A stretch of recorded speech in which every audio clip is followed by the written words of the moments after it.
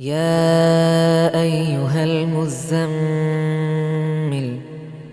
قم الليل إلا قليلا نصفه أو انقص منه قليلا أو زد عليه ورتل القرآن ترتيلا. السلام عليكم ورحمة الله وبركاته. الحمد لله رب العالمين والصلاة والسلام على رسوله الأمين وعلى آله وصحبه أجمعين.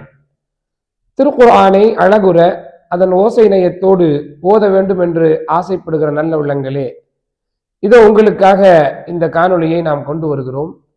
திருக்குர்ஆன் அரபி மொழியிலே உள்ளது. அரபி அல்லாதவரும் திருக்குர்ஆனை அழகுற அதே ஓசை நயத்தோடு ஓத வேண்டும் என்பதற்காக எழுத்துக்களின் பிறப்பிடங்களை குறித்து வைத்திருக்கிறார்கள். மஹாரிஜுல் ஹுரூஃப், அதனுடைய எழுத்துக்களை பற்றி தொடர்ச்சியாக நாம் பார்த்து வந்தோம். இப்பொழுது நாம் பார்க்க இருக்கிற எழுத்து ஐன். அரபிலே இருக்கிற ஒரு இனிமையான ஓசையை தரக்கூடிய எழுத்து ஐன். ஐன் எங்கிருந்து வருகிறது? மின் வசத்தில் ஹல்கா, தொண்டையின் நடுப்பகுதியிலிருந்து ஐன் விலகிறது. ரப்பில் ஆலமீன், ஆலமீன் என்கிற உதாரணம் அதற்கு. இதற்கு இந்த இடம் எங்கிருந்து வருகிறது என்பதை ஷேக் ஐமன் ருஷ்தி சுவைத் அவர்கள் சொல்லி காட்டுகிற பொழுது மின்தகத்து லிசானில் மிஸ்மார் என்று சொல்கிறார். இதே இடத்தில் இன்னொரு எழுத்தும் பிறந்ததை நீங்கள் கவனித்து பார்க்கலாம். ஹா என்ற எழுத்து அங்கிருந்துதான் பிறந்தது. அதாவது லிசானில் மிஸ்மார் என்றால் என்ன? மூச்சு குழாயினுடைய மூடி, எபிக்ளோட்டிஸ் என்றெல்லாம் நாம் சொல்லி இருந்தோம். அந்த இடத்திலிருந்து ஹாவும் ஐனும் வருகிறது. ஐன் தொண்டையின் நடுப்பகுதி. அடுத்த எழுத்து கைன். கைன் எங்கிருந்து வருகிறது? மின் அத்னல் ஹல்கா, தொண்டையின் மேல் பகுதியிலிருந்து கைன் வருகிறது. கைரில் மக்தூபி, கைரில் மக்தூபி என்ற எழுத்து. இந்த கைனை உச்சரிக்கிறதுக்கு என்ன பண்ணலாம் அப்படின்னா, தண்ணியை வாயில போட்டு காகிள் பண்ணனா என்ன ஒரு சத்தம் வருமோ அதுதான் கைனுடைய சப்தம். அடுத்த எழுத்து ஃபா. ஃபா எங்கிருந்து உருவாகிறது? மேல் பற்கள் கீழ் உதட்டின் நடுப்பகுதியிலே உட்பகுதியிலே இணையும் பொழுது ஃப உண்டாகும். உதாரணம் ஃபல்யஅபுது, ஃப. அடுத்த எழுத்து காஃப். காஃப் எங்கு உருவாகிறது? மின் அக்ஸல் லிசானி என்று அரபியிலே அதற்கு மஹ்ரிஜ் சொல்கிறார்கள். நாக்கினுடைய கடைசி பகுதி அதற்கு மேல் உள்ள வாயின் சதை பகுதியோடு இணையும் பொழுது காஃப் உண்டாகும். உதாரணம் கல்புன். அடுத்த எழுத்து காஃப். காஃப் எங்கே உண்டாகிறது? அதுவும் அதே இடத்தில்தான், கொஞ்சம் இடம் வித்தியாசம். மின் அக்ஸல் லிசானி, நாக்கினுடைய கடைசி பகுதி வாயின் மேலே இருக்கிற சதை பகுதியோடு எலும்பு பகுதியோடு இணைந்தால், சதை பகுதியும் எலும்பு பகுதியோடு இணையும் பொழுது காஃப் உண்டாகும். உதாரணம் கல்புன். இந்த இடத்திலே மஹ்ரஜுக்கான அவசியம் என்ன என்பதை உங்களுக்கு நான் சொல்லித் தருகிறேன். கல்புன் என்று சொன்னால் இதயம் என்று அர்த்தம். கல்புன் என்றால் நாய் என்று அர்த்தம். ஓசை வித்தியாசத்திலேயே அர்த்தம் மாறுகிறது என்றால் இந்த சப்தத்தினுடைய பிறப்பிடங்கள் நமக்கு எவ்வளவு அவசியம் என்பதை நாம் இதன் மூலம் தெரிந்து கொள்கிறோம். Cough, cough. பெரும்பாலும் இது எப்படி சொல்லுவாங்கன்னா, காஃபு கேஃபு என்று சொல்லுகிற ஒரு பழக்கம் உண்டு, வித்தியாசப்படுத்துவதற்காக வேண்டி. அப்படி அல்ல, ஒவ்வொரு எழுத்துக்கும் ஒரு தனிப்பட்ட பிறப்பிடங்கள் இருக்கின்றன. அதை நாம் கவனித்தால் போதும். கா என்பது நாவின் கடைசி அதற்கு மேல உள்ள சதையோடு இணைய வேண்டும். க என்பது நாவின் கடைசி சதைக்கு முன்னால் உள்ள எலும்போடு இணைந்தால் க உண்டாகும் என்று தெரிந்து கொள்கிறோம். அடுத்த எழுத்து லாம். லாம் சாதாரணமா எல்லா மொழியிலும் இருக்கிற மாதிரி தான். அதாவது நாக்கின் முன்பகுதியின் இரு ஓரங்கள் அப்படியே வாயின் மேல் பகுதியில் இணைந்தால் ல உண்டாகும். லக்கும், லக்கும் தீனுக்கும், இது அதற்கான உதாரணம். அடுத்து மீம். மீம் இரு உதடுகளை இணைக்கும் பொழுது மீம் உண்டாகும். பின்திபாக் ஷஃபதைனி மா குன்னத்தின் மின் ஹைஷூம் என்று அரபியிலே அதற்கு மஹ்ரஜ் சொல்கிறார்கள். ம அம்ம அம்ம அம்ம யதஸாஅலூன்.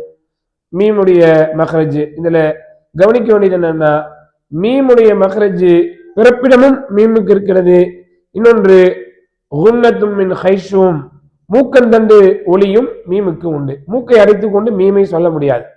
எனவே மீம் என்பது மஹ்ரஜ் பாதி, குன்னா பாதி. அடுத்த எழுத்து நூன். நூன் எங்கு பிறக்கிறது? நுனி நாக்கு மேல் பற்களின் வாய்க்கு மேலே இணையும் பொழுது நூன் உண்டாகும். நூனை பற்றி சொல்கிறார்கள், லாமுடைய மஹ்ரஜுக்கு சற்று கீழே நூன் உண்டாகும் என்று சொல்கிறார்கள். இன்னல்லதீன, இன்னல்லதீன, லாமுடைய மஹ்ரஜுக்கு கீழே, நுனிநாக்கு அப்படியே வாய்க்கு மேலே லாமுக்கு கீழே இணைந்தால் நூன் உண்டாகும். அடுத்தது வாவ்.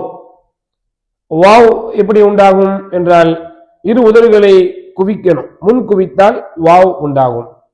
வல் ஃபஜ்ரி வஷ்ஷம்சி. இந்த இடத்திலே ஒரு குறிப்பை நான் சொல்ல விரும்புகிறேன். தமிழிலும் வ உள்ளது. தமிழாசிரியர்கள் தமிழ்ல வ எங்கு வருகிறது என்று சொல்லும் பொழுது மேல் பற்கள் கீழ் உதட்டில இணைந்தால் வ உண்டாகும் என்று சொல்றாங்க. நல் வரவு என்றுதான் சொல்றாங்க. அப்ப தமிழில் உள்ள மாதிரி வ அல்ல, அரபினுடைய வாவ். அரபினுடைய வாவ் என்பது இரு உதடுகளை குவிக்கணும். வல் ஃபஜ்ரி வஷ்ஷம்சி என்று சொன்னால்தான் வாவ் உண்டாகும். அடுத்த எழுத்து ஹா. ஹா தொண்டையின் கடைசி பகுதி. மின் அக்ஸல் ஹல்க, தொண்டையின் கடைசி பகுதியிலிருந்து ஹா உண்டாகும். இஹ்தினஸ் ஸிராதா, என்பது அதற்கான உதாரணம். அடுத்தது ஹம்சா. அந்த எழுத்துக்கு பெயர் தான் ஹம்சா, ஆனால் அதனுடைய ஒலி அ என்பதுதான் அதனுடைய ஒலி. இந்த மகாரிஜுல் ஹுரூஃபினுடைய தொடக்கத்திலேயே நாம் சொன்னோம், அ என்பது ஹம்சாவுடைய ஒலி, அது தொண்டையின் கடைசியிலிருந்து வருகிறது. மின் அக்ஸல் ஹல்க, அ என்பது ஹம்சாவுடைய சப்தம். அ என்பது எல்லா எழுத்துக்கும் அல்ஹம்து, அர் ரஹ்மான் என்று எல்லா உதாரணங்களையும் நாம் சொல்லலாம். அடுத்த எழுத்து யா. யா நாவின் நடுப்பகுதி வாயின் மேல் பகுதியை நோக்கி உயரும் பொழுது யா உண்டாகும். யௌமுல் கியாமஹ், யௌமுல் கியாமஹ் என்பது அதற்கான உதாரணம். யாவை பொறுத்தவரை ஒரே மக்ரஜில் உருவாகின்ற 3 எழுத்துக்கள் வகையை சார்ந்தவை. என்னென்ன எழுத்துக்கள் எல்லாம் உருவாயின? ஜீம் நாவின் நடுப்பகுதியிலே உருவானது, ஷீன் அங்குதான் உருவானது, இப்பொழுது யாவும் அங்குதான் உருவாகிறது. நண்பர்களே, மாணவர்களே, திருக்குர்ஆனை அழகுற ஓசைநயத்தோடு ஓத வேண்டும் என்கிற அவாவிலே எழுந்ததுதான் இந்த முயற்சியும் இந்த காணொளியும். கண்டு வெளியுங்கள். இந்த புத்தகத்தை கையில் வைத்துக் கொண்டு நீங்கள் எங்கு இருந்தாலும் திருக்குர்ஆனை ஓசைநயத்தோடு ஓதலாம். திருக்குர்ஆனுக்கு பாடுபடுகின்ற அனைவருக்கும் அல்லாஹு தஆலா எல்லா நற்பயன்களையும் நிறைவாக தந்தருள்வானாக. வஸ்ஸலாமு அலைக்கும் வரஹ்மத்துல்லாஹி வபரகாத்துஹு.